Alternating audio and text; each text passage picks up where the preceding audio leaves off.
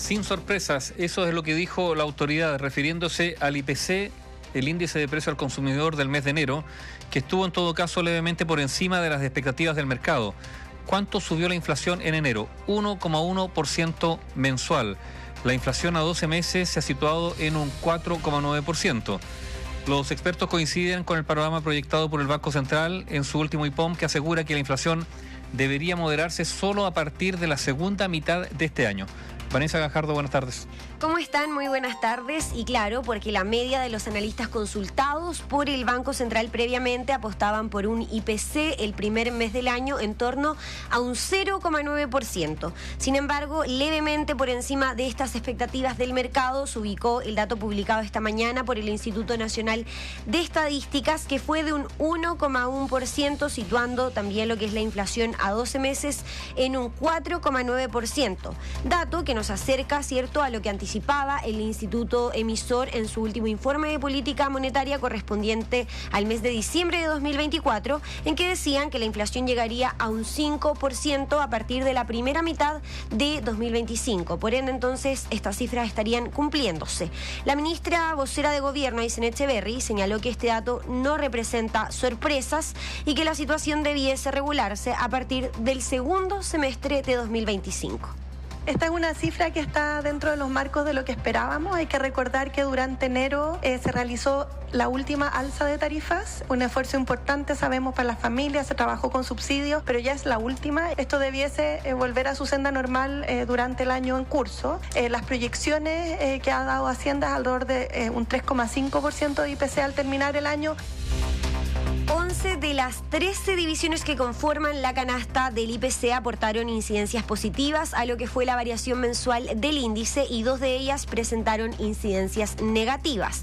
Desglosando este análisis, destacamos la categoría de vivienda y servicios básicos, que tuvo un incremento del 2,7%, muy importante acá, liderado por lo que fue el suministro de electricidad, que representó un 10,8%, seguido de una alza también en los gastos comunes. Esto se explica por lo que tiene que ver con la última alza del efecto calendario por el descongelamiento de las tarifas eléctricas anunciada por la autoridad. En esa línea, el IPC de energía registró un aumento mensual del 4,6%. Ignacio Muñoz, investigador de CLAPES UC, enumeró cuáles fueron los principales factores que estuvieron marcando este índice mensual, asegurando que no se observan cambios en el mediano plazo. En el dato mensual de enero, el aumento en el precio de la electricidad, las alzas derivadas de precios reajustados por inflación pasada y la depreciación del tipo de cambio tuvieron un rol protagónico. Si bien la cifra mensual fue alta, el 30% de ella se explicó por el alza puntual de las tarifas eléctricas. No existen razones para cambiar el panorama previsto inflacionario para el año 2025.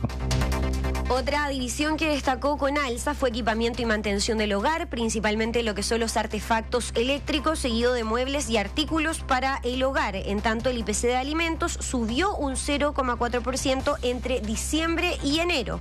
Aquí el Instituto Nacional de Estadísticas resaltó principalmente el alza en la carne de vacuno y también en los vinos. Ricardo Bustamante, subgerente de estudios de Capitaria, sostuvo que con estas cifras es muy probable que el Banco Central, escuche bien, mantenga la tasa de interés por lo menos en las 3 reuniones de política monetaria que siguen, y destacó que la incidencia que tendrá el panorama inflacionario, los factores externos, ¿cierto? Todo lo que está ocurriendo en Estados Unidos y las presiones, por supuesto, también al tipo de cambio. Aunque cada vez nos alejamos más del 3% anual que tiene como meta, ¿cierto?, el Banco Central, el experto señaló que este objetivo debería lograrse recién en 2026. La inflación se mantendría elevada y que precisamente eso apunta a la cautela que ha tenido el Banco Central con lo que viene siendo la decisión de política monetaria, y por eso no continuó con una baja de tasas. Y también hay que señalar que si bien se va a mantener durante el primer semestre, deberíamos ya empezar a converger a la meta en el segundo semestre y llegar al 3% durante el 2026.